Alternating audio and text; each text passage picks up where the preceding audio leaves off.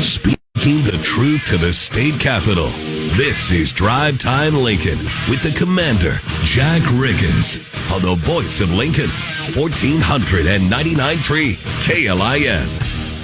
All right, here we go. Tuesday, December 20th. It's a warm 11 degrees, but it feels like 4. That one is from executive producer Johnny Cadillac. I'm your host, Jack Riggins, always trying to restore American values to America and bringing a little a little common sense and sanity to the capital city and hopefully all over Nebraska. Want to welcome in right away as we're going to continue our election integrity talks. Tomorrow will be today's a short show. Tomorrow will be a little bit longer, but still a short show, and we'll just have callers tomorrow. So get your questions, get your gripes, complaints ready, have at it. I can handle it all. But anyway, we want to welcome back Melissa Sauder from out west. She has been integral in helping write some of these proposed bills for election integrity. Welcome back, Melissa. Hi, Jack. Thanks for having me. You bet. Well, I want to start with voter ID because everybody voted for it. It was, I think, 7%. That's a huge majority. But in the end of the day, I don't want it to be like my wheel tax here in Lincoln, Nebraska, where it only goes to certain partisan groups of the city. I want it to actually be voter ID. So what are we looking at?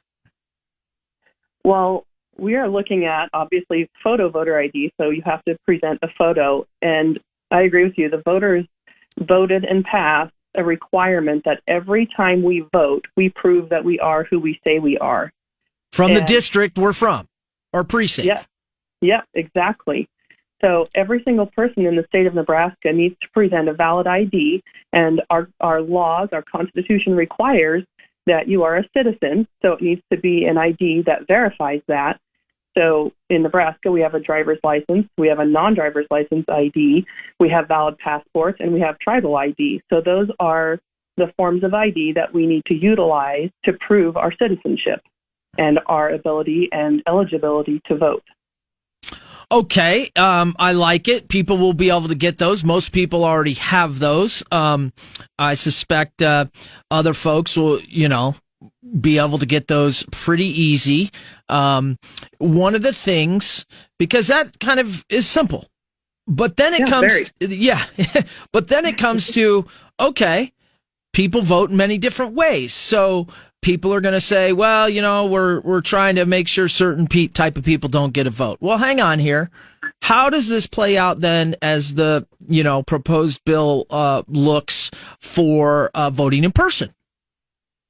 Well, and that's what people need to understand is we've really, as a society, and especially since COVID, handed over the value and importance of our ballot. We chuck it into the mail system, and most of us would never consider writing a massive check and dropping it in the postal service without massive security on that check. Right. We need to treat our ballots far more valuable than we treat our dollar, because every penny we spend and earn is touched by the laws that are affected by how we vote. And we've really lost sight of that as a society, and we've got to get that back.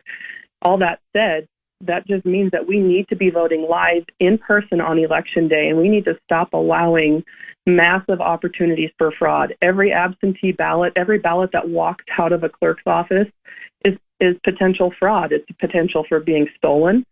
Most people are honest, but when it leaves, you have no proof anymore. There's no chain of custody any longer with those ballots. Right. So one of the things in here is, obviously a push for in-person voting, but obviously there's two exceptions, individuals, disability, and military, and I think that's self-explanatory. However, what's interesting is that if you do request an absentee, you will actually show your ID when you get that. Yes, exactly. And then you'll show your ID again when you turn it in. Exactly. You need to show an ID to obtain a ballot, because you need to show proof that you should have that ballot in your possession. And then the moment that you cast it, you need to show your ID again if that ballot is going to be leaving for those with individuals with disabilities or people in the military. But those are really the only reasons that a ballot should ever leave a clerk's office. Yeah, and one of the things, I agree with you. It seems to me to be too simple, and I guess, why I would say, if there was mass crimes over COVID, for me, I'd just be like, you know what, here, amnesty, but we're moving beyond that, and this is how we do it now. This simple way, you prove who you are, what precinct you're in, chain of custody on the ballot.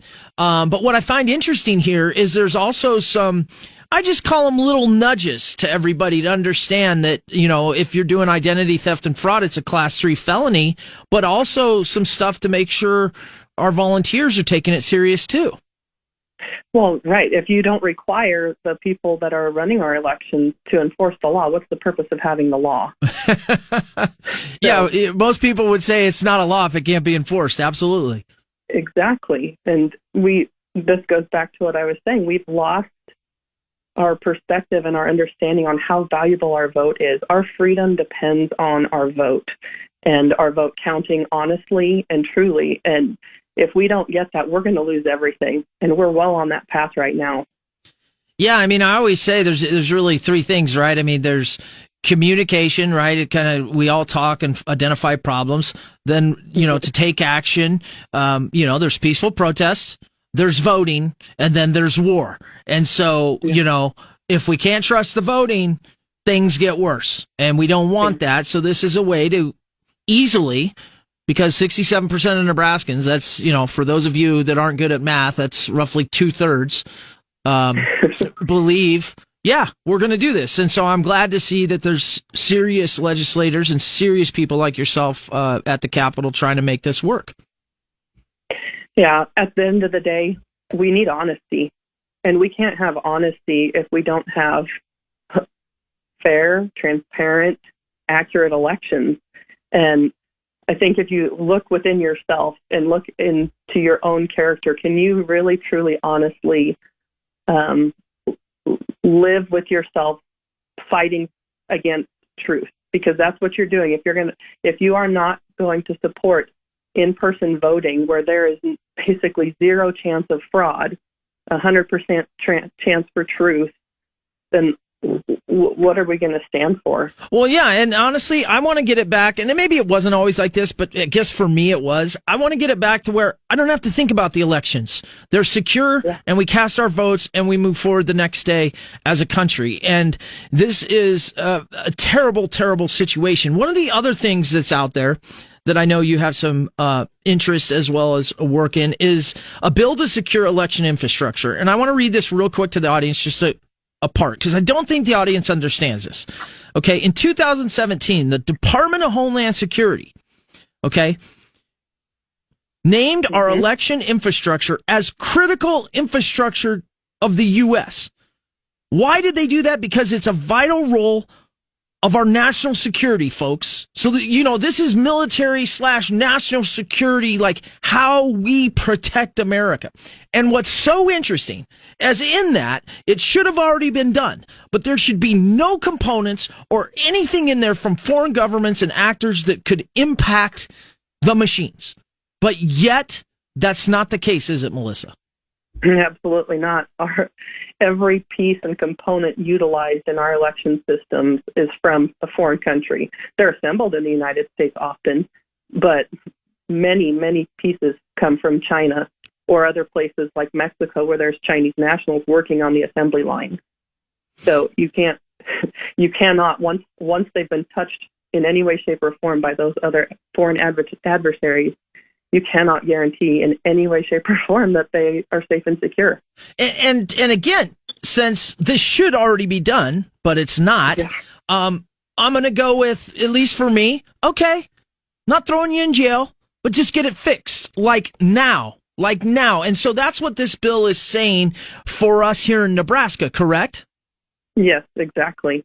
There's no excuse moving forward. We know this is true. And No, it's an absolute truth. It's not even, it's just whether or not our legislatures, Secretary of State, Governor, people that we elect to office want to do something about it. And if that means they have to do a little extra work to find a better contractor, or if they have to, create jobs here in Nebraska and build our own machines, or if we go to hand, I don't care. But per our national security, our election infrastructure is critical. That's not Jack Riggins, folks. That's Department of Homeland Security in 2017. We need to take this stuff seriously, and you, Melissa, as well as many others, are just kind of helping our legislators do this. Exactly, but we need every single Nebraskan to encourage our legislators to act on this, and that's really the purpose for this, for sharing these bills with you, is we've got to activate the people. The people have to show up, and you have to call. You have to show up. You have to email. There will be hearings. They want to make this look like it's a minority issue, and it is not. This is the majority of Nebraskans want massive change. Well, I'd say when 67% vote for voter ID, if these were out there to be voted on by the people, these subcommittee proposed bills I'm looking at, most people would go, yeah. So what Melissa's saying, folks, is you need to show up at hearings. You need to call your legislators. You need to stay on them, because this is how you prove if they work for us. And if they don't, then you can call them and talk to them at the coffee shop and go, hey, you and I talked about this. What are you doing up there? Yep, exactly. And the other part of this, we have to make sure that these bills don't get watered down. Right. And I guarantee you there's going to be some deals trying to be made, and they will water them down if we do not hold their feet to the fire on this. Melissa, we probably have, 4 minutes left. Again, we're on with Melissa Sauder from out west, and Grant, I believe it is, and she's been on before. Tell me a little bit, summarize for me one of the other proposed bill, which is about post-election enhanced transparency. I really like this one. So this bill has kind of been called our Trust But Verify bill. We have elected officials that want us to trust them and not verify anything. Well, the power for our elections really belongs in our county. Section 32-201, the legislature gave the Secretary of State the power to decide disputed points of election law, and that has stolen power from the counties. And this Post-Election Enhanced Transparency Act, or Trust But Verify Act, it gives a county commissioner in any county of Nebraska the power and the authority to request a hand count forensic audit of any election in their county for any reason or without a reason. So it gives the auditing power back to the people where it belongs. Well, and again, this has kind of played out, at least here in Lancaster County, with Legislative District 26, as well as some other places. Just, I guess, yesterday, this committee that was hearing the complaint of Robert Bohr. Being able to verify, trust but verify, there's nothing wrong with that, folks. That's not an indictment on any one person. That's just saying, hey, we just need to make sure, and every once in a while, we the people and or, county commissioners need to go ahead and do these full audits and do these things. These elections belong to us. They do not belong to the government. And we've allowed them to take that power and control, and we've stood by. Also in this bill, we've addressed Section 32-1119. In that section of our current law, it requires every recounting of ballot to be done in the original method it was counted in the election. So any ballot and every ballot that's been fed through a tabulator may only be recounted by a machine. You cannot verify it by hand count right now.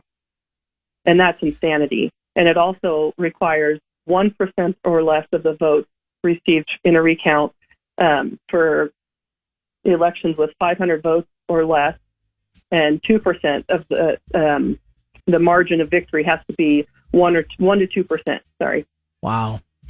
You can't prove anything with 1 or 2%. No. I mean, steal something. It just makes some people feel good, I guess. Oh yeah, it's been done. Yeah. Melissa, I want to thank you for coming on Drive Time Lincoln. I'm sorry we had a short show today, but you're welcome back anytime. I'd love to talk to you more about these as they progress and inform my audience. That'd be awesome. Thank you, Jack. Thank you for focusing on this. It's critical to our future. I'm with you. All right, take care. Have a good Christmas. Melissa Sauder, breaking it down. I mean, when you can get people that are knowledgeable in the subcommittee hearings and knowledgeable with the bills, we can see in advance what our legislators are supposed to be working on, and we can ask them questions, we can prod them, we can help them, we can hold them accountable to get the will of the people done, and that is how America functions. 99.3 FM, 1400 AM, KLIN. 93 KLIN.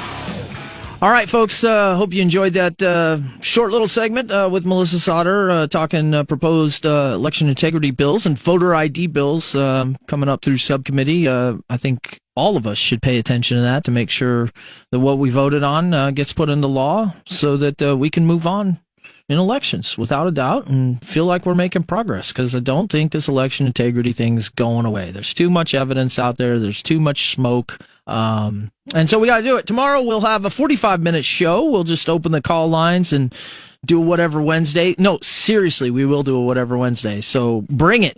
Maybe I'll find something with Twitter. Imagine this. Twitter was helping the U.S. military do covert information campaigns. Well, and then the FBI was telling Twitter what they could and couldn't say. It just happened to be against most people on the right side of the aisle. Crazy. VP Harris blames Republicans for the border crisis. That makes a lot of sense. And you know what, Mr. Zelensky? I'm not a fan. America will do what we can do, but don't be begging. Don't be begging. We'll do what we can do. We want you to win that fight. 1499.3